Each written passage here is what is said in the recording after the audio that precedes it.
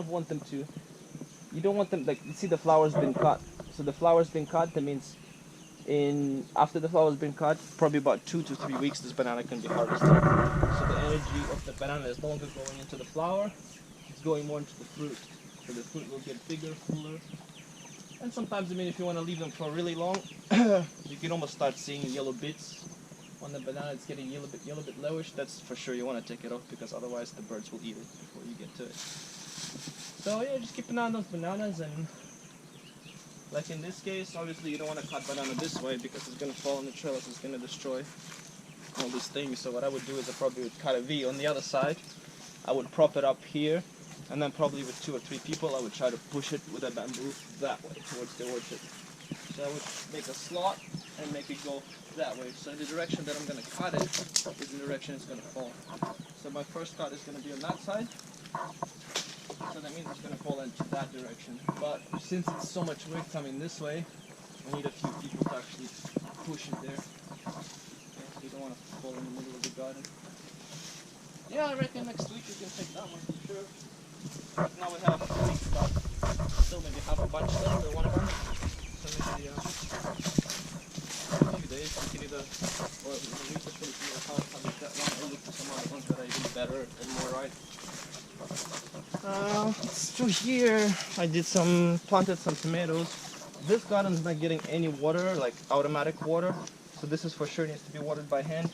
Sometimes I forget because I have too many things to do, so the tomatoes kind of go But they're doing good really in the sun and they're already ripening. Just maybe tonight I'm going to give them some water on my last day before I leave. This pumpkin was really small when I was here and it's definitely growing. Pumpkins in the dry season are probably not the best thing to plant, but I kind of wanted to create a natural mulch for this area and just sort of have the pumpkin overgrow here so that it keeps the soil damp, and that's the reason I put straw as well, just to kind of keep the soil wet. So when I water it, that moisture will stay there and the hot sun's not going to burn up, evaporate all the water. But you're going to have to keep an eye on it and water it. In the gardens, the pumpkins are doing much better because they're getting water constantly. Back there I planted some pineapples, which are doing alright. They need water, so obviously in the rainy season they're gonna do better. Through here, I mean, this is part of the orchard that really doesn't need as much attention. It's just mostly perennial trees, fruit trees, mangoes, guavas, etc. Thai people who lives here, they plant their little herbs and tomatoes, and they have their kefir limes and more of their bananas here. This is kind of a bit of their area. They like to do their gardening here. Look how that banana is getting. That banana is getting pretty good.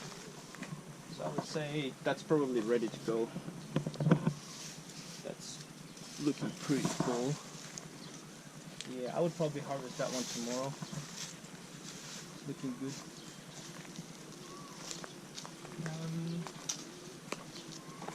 This area needs to be watered by hand, obviously, because there's no irrigation there as well. We have some sweet potatoes here. They can grow on like really hard clay soil, but they still need water, so once in a while we should water them. Give them some love.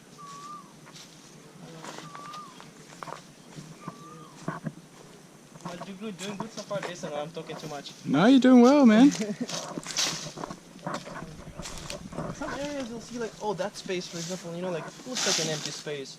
Maybe a basil plant would look good there, or maybe I don't know, some sort of a fruit tree would look good there. Or maybe you could take one of those bananas, and usually bananas you propagate by division. So you can take one of those hoes, just straight edge hoes, and just chop away the root and divide that one and plant it in a separate place. Let's say over here. Or maybe if that's fading out your garden too much, maybe you should take out some bananas and not plant any and plant that one somewhere else. So you just gotta observe and see where's the sunlight going, where are you planting vegetables that need more sun, need more shade, etc. Chickens got in here, even through the fence. This was about that tall, all green, covered with nice delicious buster greens, but it got haunted. This is all that's left.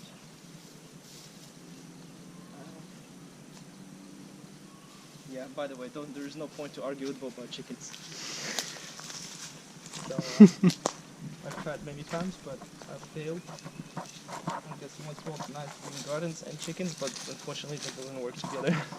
If you don't maintain your chickens, they're gonna decide what they want to do. Oh yeah, I didn't show you the worms. We have worm bins over here. Not bins, they're worm garden beds. They're much bigger than a bin. Yeah, so here, these worms eat manure. I probably said something like this in the previous video, but anyway. These worms are earthworms, so they prefer eat manure as opposed to veggie scraps.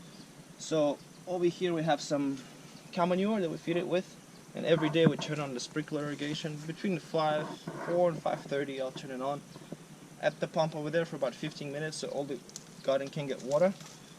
And all these worms get water too, so they like about 70 to 80% humidity. And as soon as we see that this manure starts running low, that means they're running out of food. So generally their home is down there, so they live deep in that just live in the topsoil, not really subsoil, but they're deep down over there. They're really deep down. And then we put some manure. When the manure gets watered, they're getting hungry because the soil is getting nice and wet for them, so they can slide through easily. They go and they eat the manure. So when it's getting low, we'll just throw a couple of bags of manure and make sure that we keep it wet every night. And they're happy, obviously.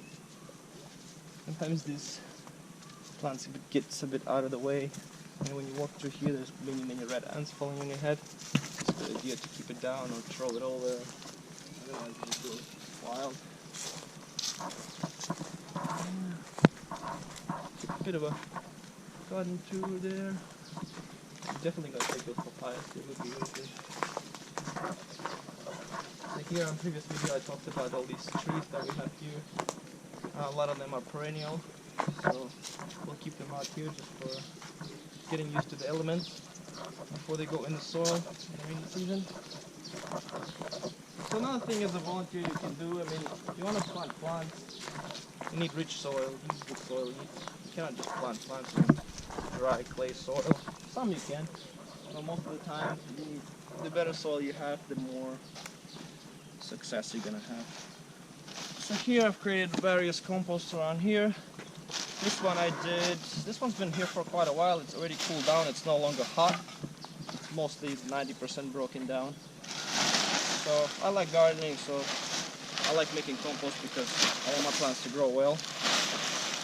So this is one of the composts that I did, and it's probably half of it's already been used. And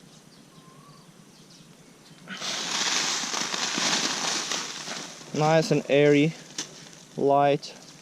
You can compact it, but then it breaks right up again. So full of life here. I used whatever the green stuff I can find, napier grass, banana leaves. As a brown, I used rice husk. Sometimes I use a corn husk. Just leaves from around here and veggie scraps from the kitchen. Just layer it, make it like lasagna. And I put some of my EM stuff that I make, which I talked about before. So that basically activates the compost. It gives them more food with the sugars, and also gives them the food of the anaerobic bacteria that are in the EM. So it just sort of speeds up and gets the compost a lot quicker, a lot hot. So like when I made this compost on the second day, I could sense the heat was pretty good, and on the fourth day I could not keep my hand there.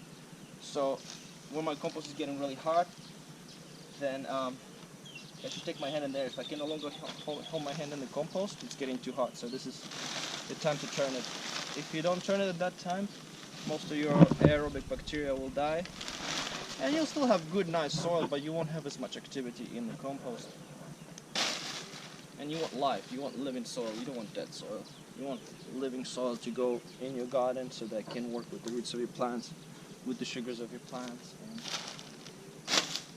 and make productivity. So I think of soil as basically just like a food chain cycle, but in the ground. So the more diversity you have in the soil, the more different things you introduce to your compost, the more nutritious your soil is going to be, because one bacteria eats another, one fungi eats bacteria. There's maybe 10 different kinds. I don't know all of them, but there's fungi, there's bacteria, there's parazola, there's all these little guys, and the reasons they come to live there is because there's food for them, and because you're putting different kinds of things in your compost as well. So like in this one, I added different kinds of. I like to use different kinds of manures, but in this one I just put cow manure and a bit of chicken manure. I put a little bit of mushroom compost because that probably has a different sort of living bacteria and etc. So I introduced that into here. Then with my manure, there's different bacteria. With my EM, there's more other stuff. Then with the veggie scraps and food scraps, there's more guys that come. And then yeah, so there's basically activity happening all the time. So the more you can make compost with just rice husk and manure, it's gonna be good. Like it'll rot, it'll be there, but you're probably not gonna have as much living diversity in the soil as, for example, in something like this, because that has maybe 10 different components. And the reason it's getting so darker is because it's probably when the compost is about 60%, 70% finished. When I turn it, I incorporate some biochar into it, rice husk biochar. So all that goodness stays. It's not going to escape anywhere. All those nutrients are going to absorb into the charcoal. Because if you look at the charcoal, it's just millions and millions and millions of different holes, and all those nutrients going in and slowly releasing in the soil. So all that goodness is going to stay in the soil, in the compost, in the garden. Yeah. So yeah, always rice husk here. Plenty of rice husk there. There's plenty of manure. You don't have to go and pick with a shovel manure and go after the cows and smell all that stuff, and you don't have to drive for miles to buy ingredients. You have everything here you need. The rice husk, corn husk. You've got manure. You've got water. There's EM. I've recently just did some plumbing on here, so I've made a pipe that's going from the main pipe onto the nursery. So now you have water in the nursery, you have water at the compost site, you have water there where the plants are. It's really about doing it. Over here we made some charcoal the other day. We did a separate video on that. So